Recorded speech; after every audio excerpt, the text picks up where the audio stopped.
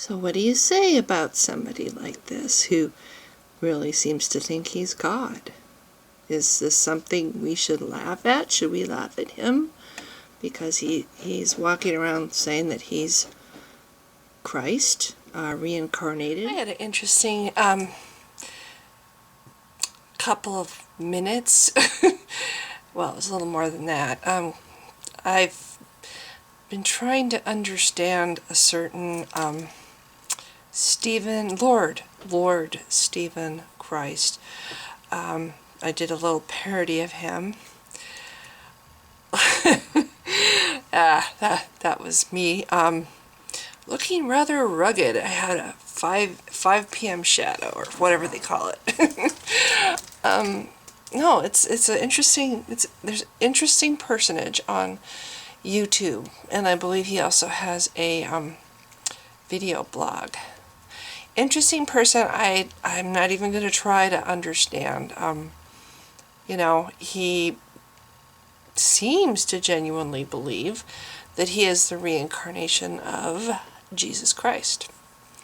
Seems pretty genuine to me. He could be just a really good actor. He could be a Poe. You know, I'm old. I honestly don't know what a Poe is, but I've heard the term enough times that I'm hoping that I'm using that correctly in the sentence. He could be completely out of his mind. He has some interesting ideas I don't agree with about...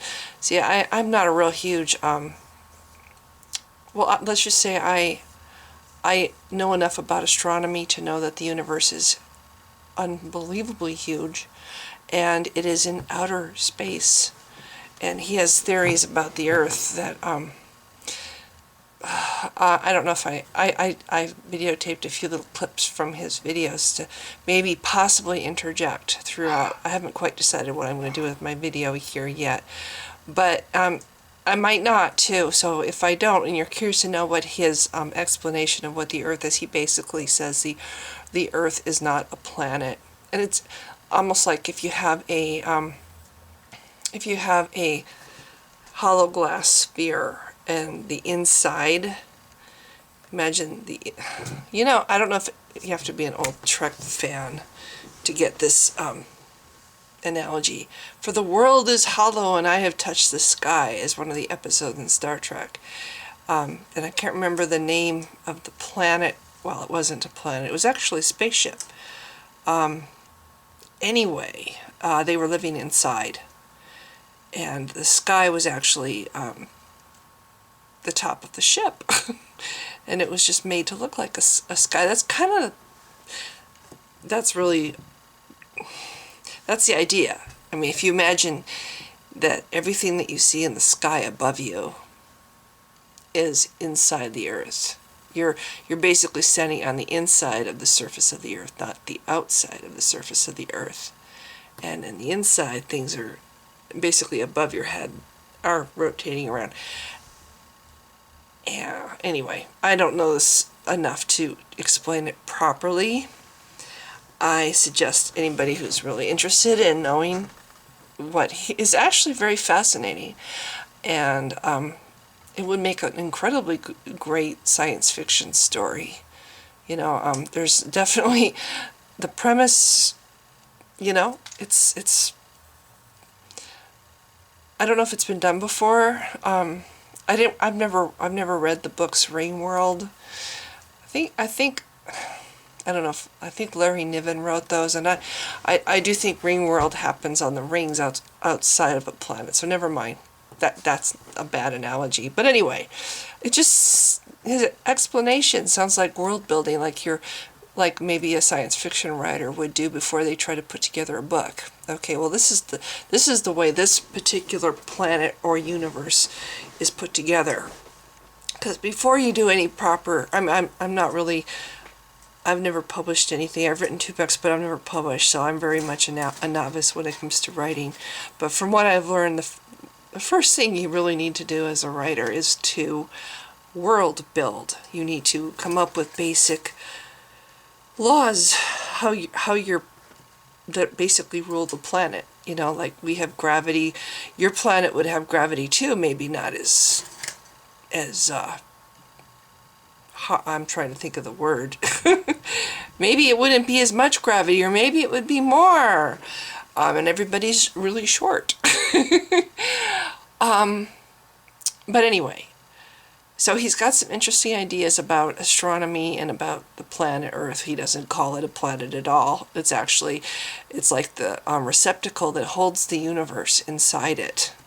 Is rather like his explanation, but of course his explanation is quite a bit more in depth.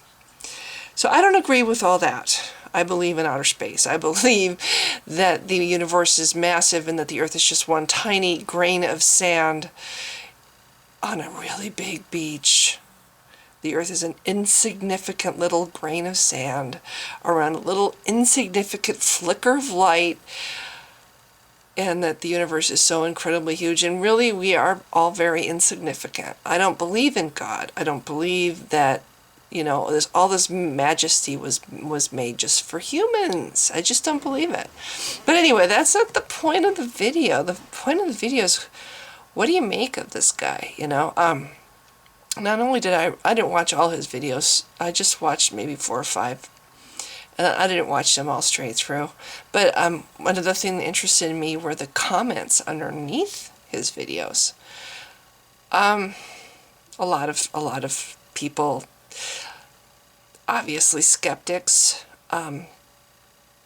Anyway, I'm going to put a pause in here and show you a couple of his videos. Otherwise, this will turn into another talking head thing. So I'm gonna put a couple clips back to back of just samplings of his videos, and just to give you an idea of how sincere and convincing this guy is. If he is a Poe, he's an amazing actor. It's very just sitting and listening to him. It's like, and it's Anyway, so here's the clips. This is not about you people. It's about me. And reclaiming my world. And setting up my kingdom. If you do not want to be a part of that, you will be excluded. It's about discipline. It's about a father disciplining his children. And you, metaphorically, are my rebellious children that need discipline. This is about me. And this is about whether or not you choose to obey me. Fulfillment of Isaiah chapter 2, verse 17. And the loftiness of man shall be bowed down, and the haughtiness of man shall be made low, and the Lord alone shall be exalted that day. Well, that day is today.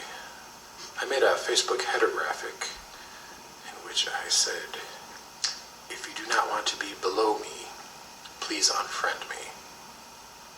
And that goes for YouTubers who are subscribed to me. If you do not wish to be below me, please unsubscribe to me. For I, the Lord, alone will be exalted. As a natural result of me being uplifted to my position of authority over the entire world, I have to balance myself between judgment and mercy, between the fear of me and the love of me. And initially, I believe that the public is going to experience more of the fear of me, because I've come to bring judgment. Okay, now imagine it's 2,000 years ago, and there's a guy that talks like that. He walks around and he talks like that, and he's that confident, and he's got that much authority. What would people 2,000 years ago make of somebody like that? Now I know the Jews rejected him because he wasn't the way they imagined the Messiah would come. He didn't fit their criteria, so they didn't accept that he was their Messiah, and they rejected him. Now Christians have this idea of how Christ will come back a second time. the trumpets and the sky opening up, and every eye on the planet will be able to see this huge spectacle. It'll be just this. Anyway, that's kind of what I grew up thinking about the second coming. It would just be this huge, very visible thing. That's what Christians imagine the second coming to be. Well, Stephen Christ doesn't fit that description. He claims that he was born and he is the reincarnation of Jesus Christ. And he's here to fulfill the prophecy of, second coming, end times, etc., etc., etc. The first time Jesus comes as a lamb, the second time he comes as a lion, kind of thing. Anyway, the guy knows his scripture enough. He knows the talk.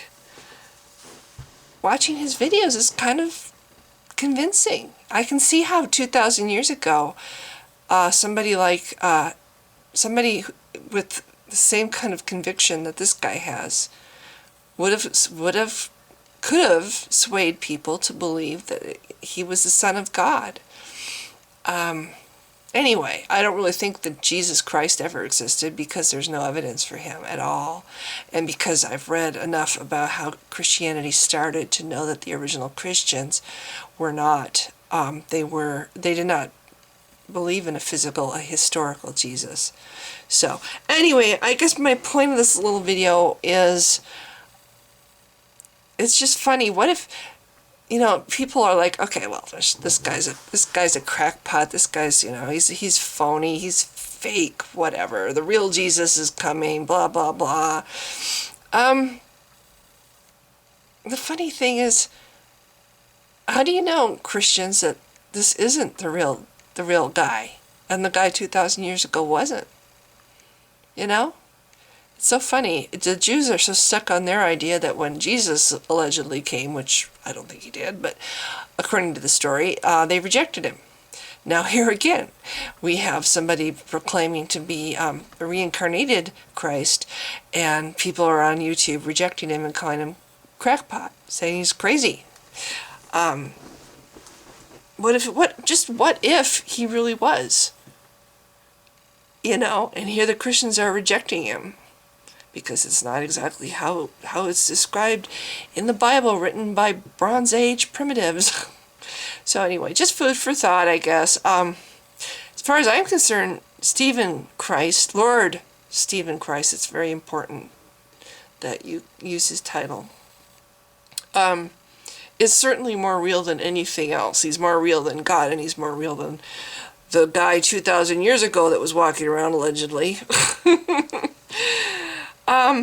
I don't believe that he's God. I don't believe that he's who he says he is.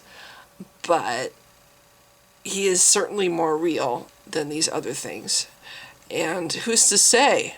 If he starts healing people and bringing people back from the dead and walking on water, and the fact is, I still wouldn't worship God, and I still wouldn't worship him, because if in fact Jesus came back in whatever form he comes back as, he's got some answering to do.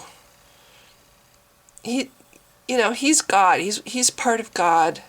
God has committed atrocities against mankind that are staggering. This is pretty much the biggest reason why I wouldn't want to follow this God, even if he did exist, and even if there was something to show that he did.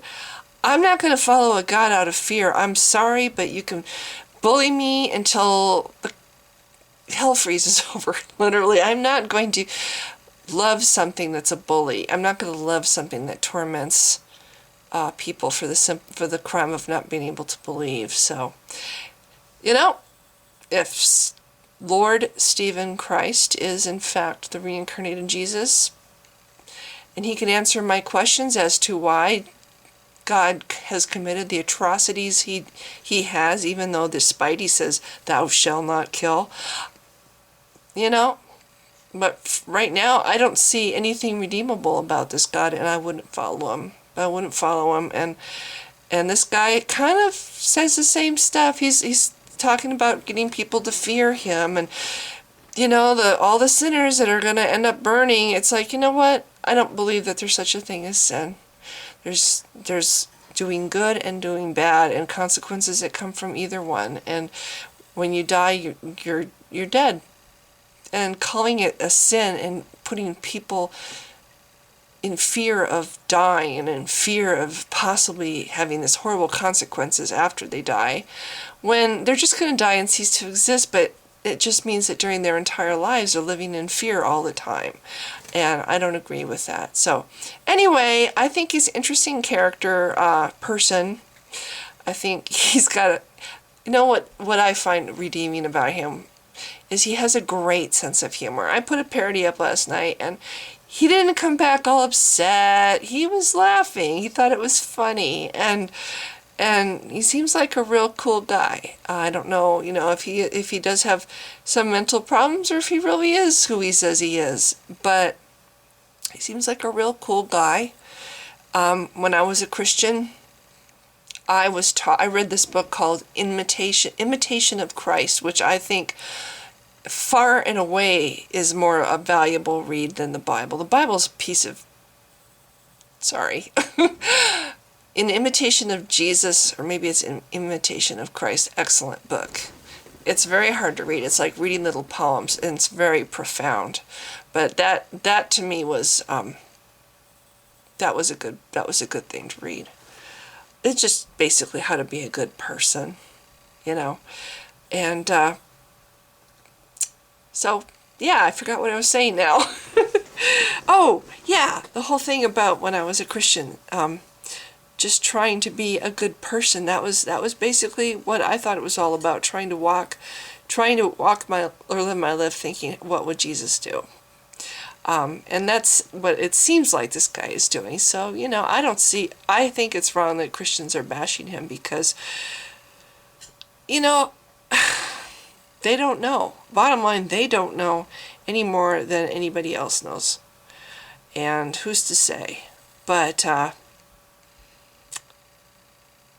the whole thing what would Jesus do? I think that's something that God himself should have asked himself while he was butchering all those people. What would Jesus do? I mean, Jesus was right on hand. Why didn't he ask Jesus? Or why didn't Jesus stop God? If they're all part of the same thing, why didn't Jesus stop God from the atrocities that God committed? And I'm talking about the Old Testament. So anyway, check out his channel, Lord Stephen Christ. Interesting person. And kind of creepy in how convincing he is in some places. Not when it comes to talking about the planet not being a planet. I'm sorry, I don't believe that. But when he starts talking like you would imagine Jesus would talk, it's kind of creepy because he's got so much conviction. And it's kind of powerful and kind of creepy. And it's like, anyway, the thought crossed my mind watching him was like, what if, And he would be nodding his head and saying, I am God, Well, again, I can't follow a God like that. Not until he explains to me how he could do the crimes against humanity that he did. So anyway, this video is too long, so I'm going to end it. So thanks again for listening. Bye.